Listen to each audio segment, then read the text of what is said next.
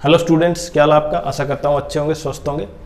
मैं पंकज कुमार आपका स्वागत करता हूँ मेरे यूट्यूब चैनल पर। देखिए, जब से सीईटी दिया है ना, आज हमारे पास कुछ बच्चों के डाटा आए, मतलब आज नहीं, डाटा लगातार आए तो लगभग 2 से 3 हज़ार, मतलब 2.5 से 3 हज़ार बच्चों के डाटा है। और उनके जो मार्क्स हैं, हालांकि ऐसा नहीं है कि वो प्रूव है कि वही मार्क्स उनके हैं, लेकिन बहुत से बच्चों ने जो मार्क्स बताए हैं ना, उनके बेसिस पर जो कहीं ना कहीं कट ऑफ है वो फिर से क्या हो रही है, बदल रही है। जो लग रहा था कट ऑफ ये जाएगी, लेकिन सबसे इंपॉर्टेंट ये कि जो प्रत्येक शिफ्ट के जो कट ऑफ हो सकती है नॉर्मलाइजेशन से पहले के, उनकी कट ऑफ आज, क्योंकि उन 2 से 3 हज़ार बच्चों का डाटा जो सामने है उनके बेसिस है। देखिए, बाकी सारा डाटा तो कहीं ना कहीं आयोग ही करेगा, क्योंकि उनके पास ही सभी का डाटा होगा।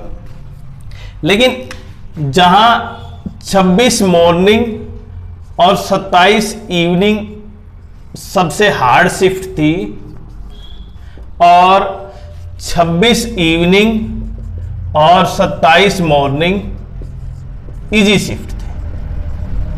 देखिए, कुछ बच्चे ये कहेंगे कि सर सबसे हार्ड 26 थी और न कि 27 थी, लेकिन इनमें केवल आप समझ पा रहे हैं 19-20 का ही फर्क है। जो आप देख पाते हैं ना 19-20 का फर्क, वो वास्तव में 19-20 का फर्क ये है, मतलब बहुत मिनिमल।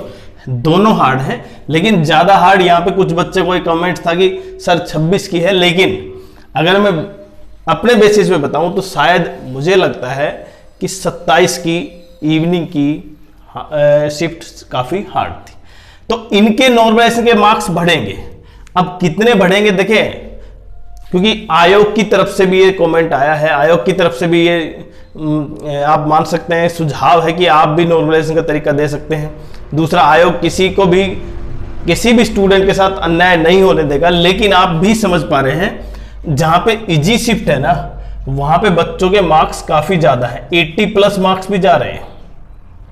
और यहां पे आप समझ पा रहे हैं कि लगभग 62 के आसपास मार्क्स हैं, और बच्चों की भी है 65 के आसपास भी है, लेकिन एवरेज अगर मैं काफी अच्छे मार्क्स की बात करूं तो 60+2 के आसपास।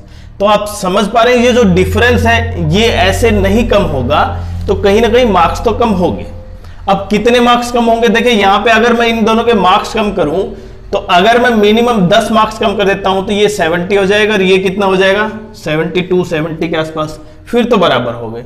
लेकिन आयोग एग्जैक्ट क्या करता है, देखिए वो सबसे बड़ा पॉइंट है। क्योंकि अभी आप एक्सपेक्ट कर रहे हैं कि मेरे तो 8 से 10 मार्क्स बढ़ जाएंगे तो मेरा क्वालिफाई हो जाएगा, लेकिन जिनके घटेंगे वो तो चाहते नहीं है ना नहीं घटे, लेकिन रूल तो ऐसा होगा जो सब मानेंगे, और मानना पड़ेगा क्योंकि आयोग के द्वारा हो, वो वैधानिक होगा, लीगली होगा। तो आप ये समझ पा रहे हैं जो कट ऑफ से, मतलब जो नॉर्मलाइजेशन से पहले की जो कट ऑफ है ना, किनके बेसिस पर 2.5 से 3 हज़ार जो बच्चे हैं उनके मार्क्स पे बेसिस पे कट ऑफ डिसाइड आज हम यहाँ पे आपको बताने जा रहे हैं। लगभग प्रत्येक कैटेगरी में UR, BCA, BCB, OSC, DSC और ईडब्ल्यूएस, और पोस्ट वाइज। तो सबसे पहले यहाँ पे हरियाणा पुलिस की बात, क्योंकि देखिए क्वालिफाई के लिए आपको कितना है कैटेगरी में, अगर रिजर्व कैटेगरी है ना आपकी, तो रिजर्व कैटेगरी में 40% है, और यूआर अनरिजर्व में आपके 50% मार्क्स। तो ये तो है क्वालिफाई। अगर आपके इतने मार्क्स है ना, तो आप समझ सकते हैं कि बिल्कुल आपको इतने मार्क्स लिए हैं। उसके बाद जिनके कम मार्क्स हैं, क्योंकि वो नॉर्मलाइजेशन से पहले गए, तो मार्क्स तो बढ़ेंगे, लेकिन जिनके अच्छी शिफ्ट थी, अच्छी का मतलब जिनका इजी शिफ्ट थी, देखिए एक होती है इजी, एक बिल्कुल सिंपल, तो ये दो वो शिफ्टें हैं। तो इनमें भी बच्चों के अगर 40% और 50% नहीं आए तो आप ये मान सकते हैं वो तो लाइन से बाहर ही है पहले से, क्योंकि उनके मार्क्स तो बढ़ेंगे नहीं, उनके मार्क्स तो घटेंगे।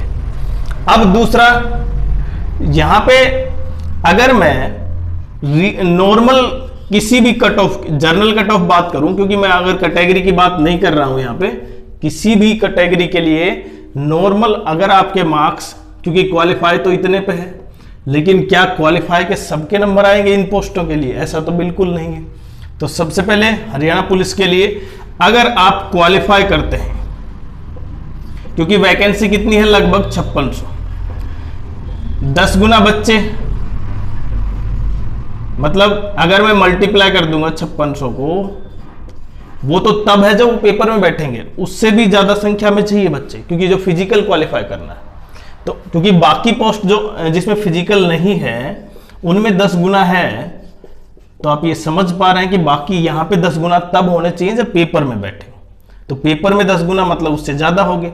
तो जिनके क्वालिफाई मार्क्स है ना कैटेगरी वाइज, ऐसा नहीं है कि फिजिकल का बुलावा नहीं आएगा। तो आप तैयार रहे अपनी फिजिकल और मेंस की तैयारी के लिए, जिनके क्वालिफाई भी है अभी, और खासकर जिनकी हार्ड शिफ्ट है वो तो है ही। हार्ड शिफ्ट वालों के अगर क्वालिफाई अभी हो रहे हैं तो आप ये मान सकते हैं आप 100% क्वालिफाई है, वो भी हरियाणा पुलिस कांस्टेबल के लिए। इसमें मेल फीमेल दोनों शामिल। अब यहाँ पे सब इंस्पेक्टर की देखिए वैकेंसी पर डिपेंड करता है। अगर वैकेंसी 450 वैकेंसी बढ़ती हैं तो कट ऑफ क्या हो जाएगी, कम हो जाएगी वैकेंसी बिल्कुल ही। अगर वैकेंसी यहाँ पे आप समझ पा रहे हैं 70 वैकेंसी आई तो फिर तो बिल्कुल गड़बड़ हो जाएगा। तो आप लगभग, क्योंकि वैकेंसी नहीं आई है 3-4 सालों से, तो आप मान सकते हैं 400 से 500 वैकेंसी होंगी। तब आपके नॉर्मलाइजेशन से पहले कहीं ना कहीं 60 मार्क्स आपको चाहिए, और ये कितना है यूआर कैटेगरी में। इससे नीचे प्रत्येक में आप 2-2 मार्क्स कम कर सकते हैं। जिनका हरियाणा पुलिस सब इंस्पेक्टर के लिए अगर उनको मेंस में बैठने के लिए तो ये मार्क्स उनको चाहिए कैटेगरी वाइज, मतलब यूआर में 60, उसके बाद सब 2-2, 3-3 मार्क्स नीचे। मतलब अगर आप ईडब्ल्यूएस में है तो भी सबसे इंपॉर्टेंट डीएससी ओएससी में है तो लगभग 45 + 46 के आसपास भी कहीं ना कहीं उनका नंबर पड़ सकता है एसआई फिजिकल के लिए, क्योंकि फिजिकल के लिए बुलाया जाएगा 10 गुना से ज्यादा। उसके अलावा एएलएम वीएलडीए नर्सिंग के लिए 10 गुना बच्चे को बुलाया जाएगा।